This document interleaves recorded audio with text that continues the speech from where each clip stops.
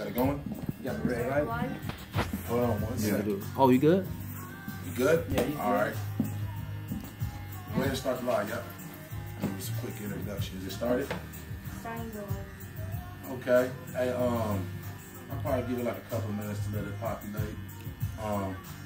Let a couple people get on there. Let me know when they jump on. I want to make sure that everybody can see this because it's good dialogue going on at the shop right now. Yes, sir, it is. And I felt since we had a down moment here, you know what I'm saying? And my good friend came all the way from Mom, Papa. Okay, how you doing, baby? And my man came down here, you know what I'm saying, to show love. For one, I want to say this has been not only my friend, but my client for like, what, going on about 6 years, bro? 6, 7 years. Yes, 6, sir. 7 years, man. Very good dude, always been supportive of me before Storybook Sundays, before I was a barber. We always supported each other, man. You know what I'm saying? Shout out to TK, Electric 75, doing big things on the commercial level out here, and not just our community, but the United States as well. We also have his good friend here. You want to introduce yourself? Yeah, Jerome. This is Mr. Wrong. Yep. Yep, right there. And this good advice, especially, you know what I'm saying? I consider you my elder, you know what I'm saying? It's always good to get back with your elders and get advice on what you're doing. Sometimes as young people, I consider myself still young a little bit, even though I'm 20. But no, it's just good to reach back and just get advice from our elders, man, to see where we're going, because they've been there already. And you want to talk about what we've been talking about so far? Yeah, I'm gonna rehash what we've been discussing already. Is what I've been doing as TK Electric 75 is broadening up my. Jason Westwood. And that's cuz. How you doing? We were just discussing how I was broadening up what I was out there doing, and now where I'm at with streamlining the message I want to deliver. See, the beautiful thing about sitting back and watching it, and when it's like me and you have some of the same ideas, I watch you already deploy stuff already and seeing how it's coming back at you. You know, I want to reach my people and educate them on some things on how they can navigate the job and the workforce, because the workforce is changing, and I'm not going to mess my words. It's different for a black man. It is. Very much different. Because I'll give you some homework right now. When you look up a safety manager, look up an electrician, look up a dietitian. When you look up those titles, look at the images of the professionals out there. So when you get out there and you start doing that, that's where we have a huge disconnect. And you covering one of the fundamentals, reading. Yes. Everybody sees all those fancy workout videos and shit that I put out there, but nobody knows all the other shit I'm doing. All the education piece. You know, I had a meeting this morning with one of our, who I call with my Russell Simmons, aka John Martin. Yeah. And he gave me some direction on where I gotta go. So my next stop was to come chop it up with you and let you know who was that, man. I see all the great books and everything you're reaching and teaching. You're instilling that seed. And I just want to get on board so when they're ready, take them to the next level. And you know what? And I don't think the news covered it when we did the article on the segment on the news, but this is our program. You know, so Storybook Sundays is about the community coming together and saying, you know what, we're not waiting on nobody else to save us. We're going to start it ourselves. You know what I'm saying? Storybook Sundays is not funded by any government agency. It is not in collaboration with no government, nothing. This is a CBO, a community-based organization, basically. You know what I'm saying? That came up with the idea. We funded it ourselves. Myself has funded it. People in the community has funded almost $230. You know what I'm saying? Shout out to us. Shout out to us. You know what I'm saying? We got amazing books. Like I showed on my other lives, we got books that are relevant to the kids. We got Flat Stanley, Harry Potter, Crenshaw, the one and only Ivy. This right here is a bestseller at Barnes & Noble, The Incredibles, Batman's. We even got a children's dictionary, which came up to about $119, and we did that. That's something that we can be proud as a community. We did that. We didn't go get a grant for that. We didn't go get nothing. We seen a need. We fulfilled it. And that's what I wanted to touch on. Like, see, I'm at that stage where I thought I need to go out there and get friends and do all this stuff.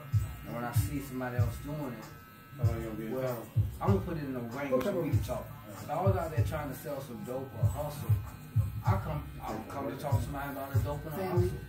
But why can't we come together on that language and say, well, this man is learning how to educate our people. We don't need somebody to go tell me I don't need a grant now.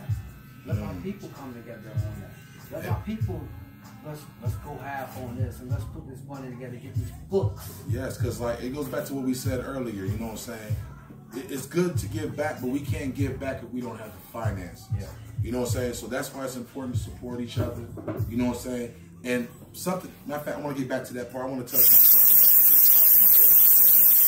And when I say support each other, I'm not just talking about black people. You know what I'm saying? I really not.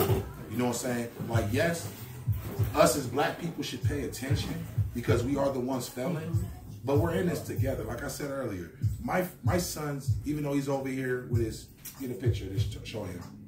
Even though he kind of acts slow at times, it puts things over his face. You know what I'm saying? But no, but seriously, my sons, they have friends that are black. They have friends that are white. They have friends that are Mexican. They have friends. And as we learn in sociology, after our parents, our peer groups are the ones that we follow. So we just focus on the black community, even though we are an important part and we should put a focus on it.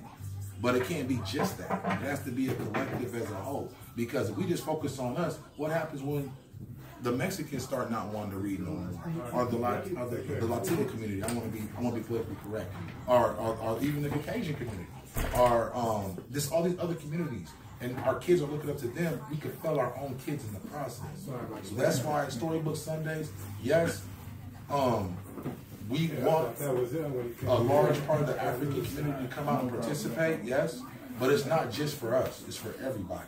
You know what I'm saying? And I have been seeing more other races taking more advantage, but I would like to see my people take advantage of it too.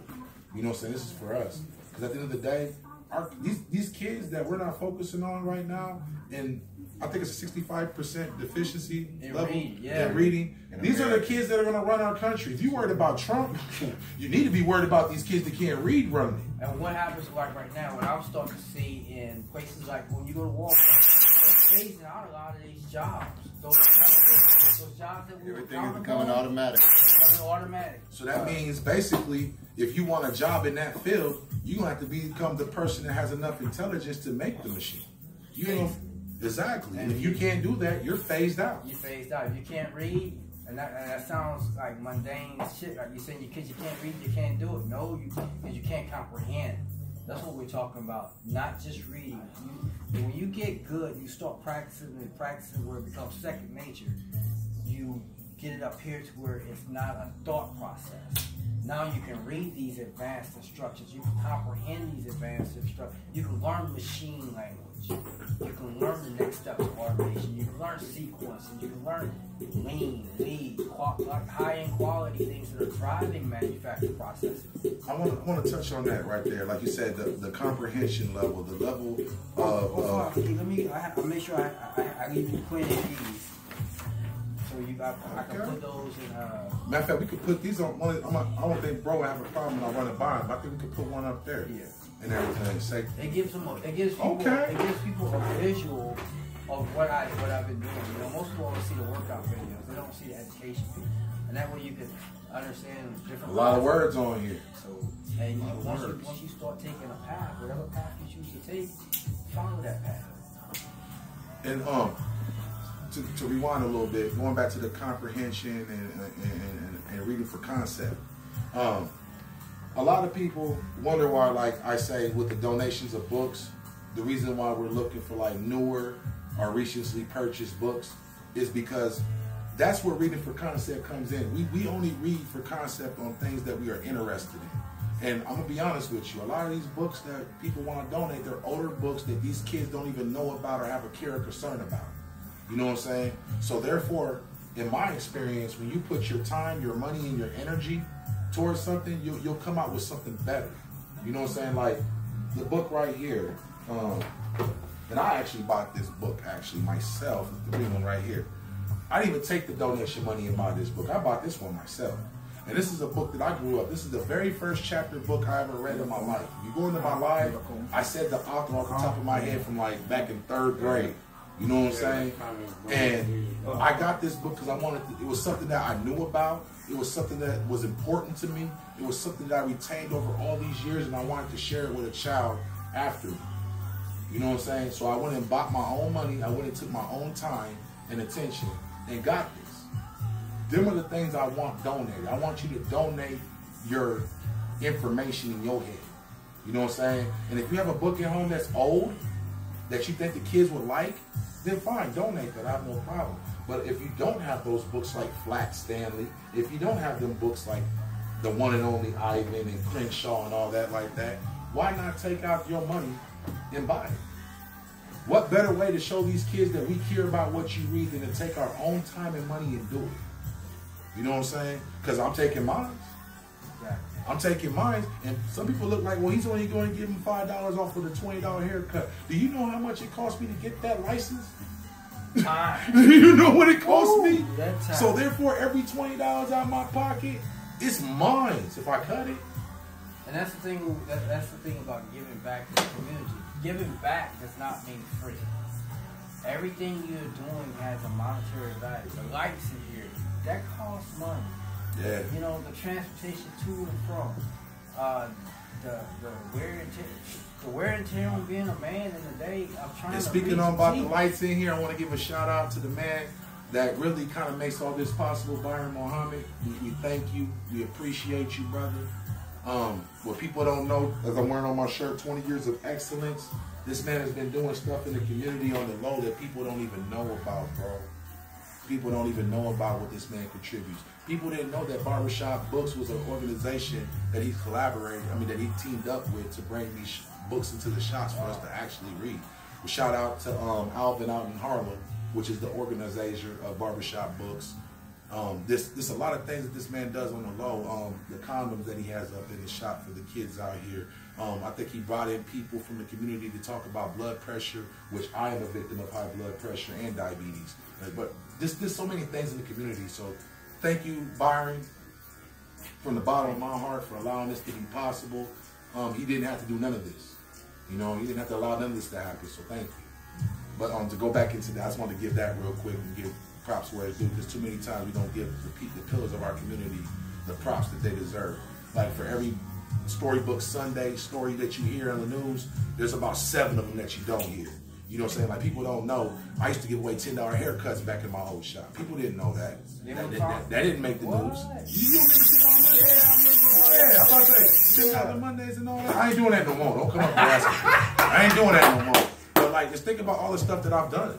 Yeah, I mean, I don't care. I don't do it for no accolades or no credit or nothing. It just has to be done. You see a need, you feel a need. You know what I'm saying? Wait, bring this back. We'll do some $10 Mondays. I'm here till Monday. Oh, bro! Because hey, I'm joking, but for now I'm making it public. Like I had to stop Pink Sundays.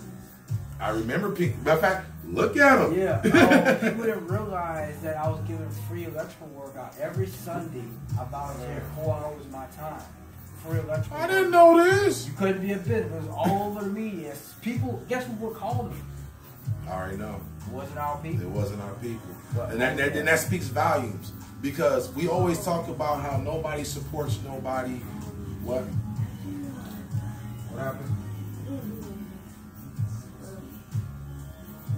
But that's what happened. So we're gonna do part 2. We're gonna catch that thought. Did you start the line? It was still starting. Go ahead.